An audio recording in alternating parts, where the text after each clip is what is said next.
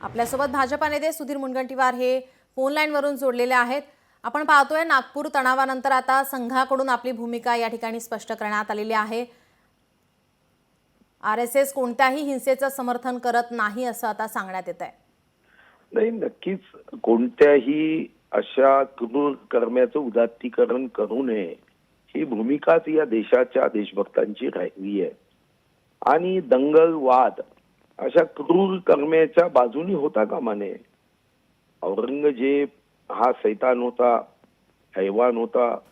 छावा चित्रपट पाहिल्यावर स्वाभाविकपणे प्रत्येकाच्या मनामध्ये क्रोध निर्माण होतो की स्वतःला आलमगीर समजून घेणारा, गाझी समजून घेणारा, तलवारीच्या जोरावर जबरदस्तीने निरपराधांना धर्मांतर करवणारा, हिंदू महिलांच्या विटंबना करणारा हा औरंग्या, तर हा निश्चितपणे याची बाजू घेऊन जेव्हा देशात काही लोक हे औरंगजेबाच्या उदात्तीकरणाचं काम करतं तेव्हा अशा पद्धतीने प्रतिक्रिया उमटतात। हे लक्षात घेऊन शांततेने प्रत्येक गोष्ट व्हावी ही भूमिका यामध्ये व्यक्त केली आहे। जी, आपण जर पाहिलं तर राज्यामध्ये हे आंदोलन झालं, या ठिकाणी मोठ्या संख्येने विश्व हिंदू परिषदेचे असतील किंवा बजरंग दल असतील मोठ्या संख्येने सहभागी झालेले घोषणाबाजी करत होते। तर आता औरंगजेबाचा मुद्दा हा सध्या संयुक्तिक नाही असं आता संघाकडून आपली भूमिका स्पष्ट करण्यात येते। आणि सांगितलं ते बरोबर आहे, निरपराध लोकांना त्रास होता कामा नये। अशा प्रसंगामध्ये हात ठेला चालवणारा एखादा एक कुटुंब मध्यमवर्गीय कष्ट करते, मेहनत करतोय, एखादी गाडी विकत घेते, दुचाकी विकत घेते आणि हे आतंकी, हे दहशतवादी, हे औरंग्याची बाजू घेणारे असे मातीचं तेल टाकून, पेट्रोल बॉम्ब टाकून ते पेटवून देतात। आयुष्याचं एक स्वप्न नजरेसमोर चुराडा होताना आपण बघतो।